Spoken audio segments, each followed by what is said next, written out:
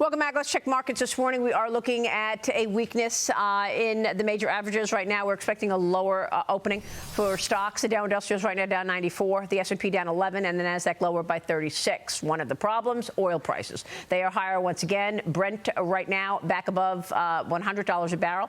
It is at 102 and change, up 2.5%. Crude oil also higher by 3.5% at 91.21 after that huge sell-off in prices yesterday when the president told us, and I spoke to the president during the show, and he told us that he's giving Iran a 5-day period, and he is stopping the strikes on the electrical infrastructure.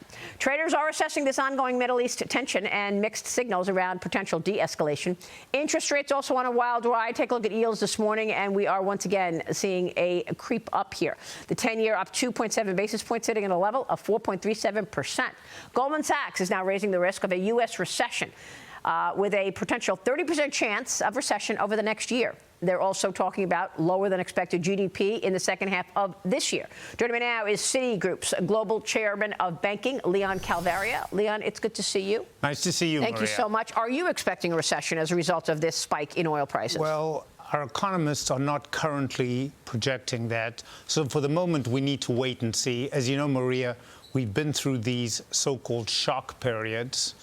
I think back on COVID as a shock period. The tariffs was some variation of a shock period. It felt like a 2,000-point decline that day. And we have a similar issue here right now. And I think the one thing that the markets have done is they've learned to manage their way through this very carefully. They've now experienced it a few different times, and they are tending to look forward. Now, let's see how long this war lasts in Iran and the implications of it. But for the moment, I think we need to wait and see what happens vis-a-vis our exit and see the implications from a market standpoint, inflation and interest rates. It's a very practical, calm way of looking at things, and I appreciate that very much from you. You're a long-term thinker. Right. But I want you to assess this geopolitical landscape, the impact of on business. Are you seeing companies pull back? I wanted to go public. I'm going to put that on the shelf right now. I wanted to do this merger. I'm going to hold off on that right now.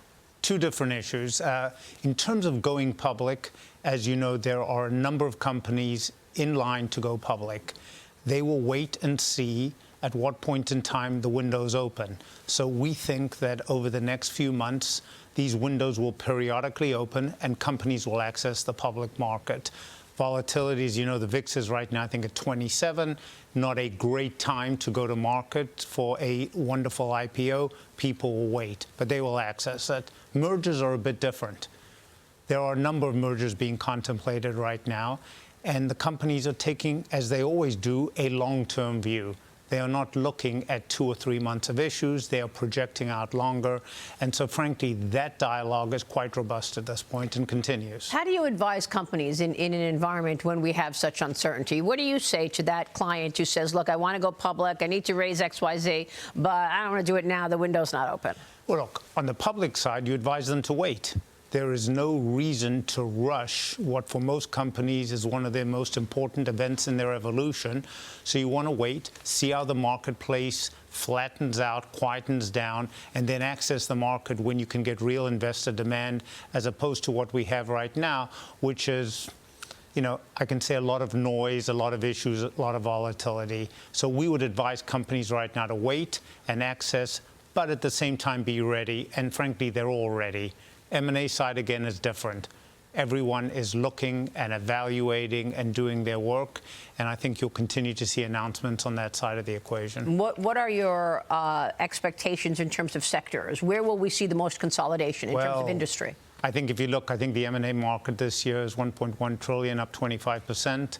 Second of all, cross-border M&A into the U.S., ex-U.S., is at its highest point since 2007. So a lot of investment going into the U.S. Third, healthcare, big area. Technology continues to be very strong. And power. All the things that you would think about that are not necessarily interest rate sensitive or inflation sensitive, but much more strategic and longer term. I love that. Thank you for that information, Leon. It's very helpful to our viewers, of course, and businesses watching. Private credit. That is under stress, and it's deepening. Moody's cutting a fund tied to KKR to junk status now. The downgrade coming as missed payments climb to more than 5% of investments, one of the highest levels among its peers. The ECB is stepping up scrutiny now of this, launching a new round of checks on bank exposure to the sector, highlighting broader worries about risk building in the nearly $2 trillion private credit market. JP Morgan Chase CEO Jamie Dimon ordering a full review of the bank's loan books. He says he's focused on exposure to software companies, obviously. What's your take on the private credit stress right now? So if you look at it, when we started out at the beginning of the year, Maria, we thought the marketplace was relatively benign. It looked like there was smooth sailing ahead. And we've had the combination of AI, private credit, and the war in Iran. If you look at private credit, they have an exposure to software, and that's really been where the issues are. Software, in turn, as you know, is interrelated to what is happening with AI. Which of these companies will become disintermediated? Which of these companies will lose significant earnings? So private credit has a strong place in the market, in my opinion, and frankly does well during periods of volatility. There's $500 billion of dry powder sitting in the market.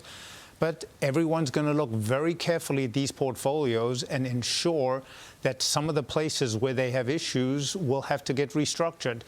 Software being number one on the list, but frankly, anything that they look at and say, this is going to be affected by AI in the next 2 or 3 years, and these companies will run into issues. The rest of their businesses, I think private credit has had great exposure. They've been very, very careful. They have an overexposure on software. That's the main event. And is it largely those companies who may not be as well capitalized as some of the big guys, or this could take down anybody? Well, there are some companies, obviously, that were over-leveraged coming out of the 2021-2022 period. But the software issue is a different issue. Most of those companies have been well capitalized. What are their earnings going forward? How are they going to get disintermediated? There's a limit to how much good capitalization can help you if your earnings are going down. So that's, I think, where the line is here. The rest of the businesses, as we look at it, infrastructure, power, all the other things that private credit has done, the build out of AI, all of that has been, I think, very carefully done, and we're going to continue to see more of that. Final word, Leon, that you wanted to leave us with, that's important to you right now? Well, I think from our standpoint here right now, I think everyone has got to look forward. Every one of these crises, and I've been through many, Maria, each one, as you and I have discussed, sometimes feels like this is the big one. This is the one where we're really going to run into issues. And every single time we've been able to work our way through, I think the economy has got a lot of forward momentum here right now. We'll see the expectations from inflation standpoint. But as we talk to clients, we guide them to look forward, think long term here right now, hedge out interest rate costs if you feel that you want to protect yourself, and focus on the main line of your business. That's it. You're still expecting a cut in rates this year? Well, we looked again. I think as of Sunday, the marketplace expects no cut. So we shall see how that evolves here. And again, I think these numbers move around.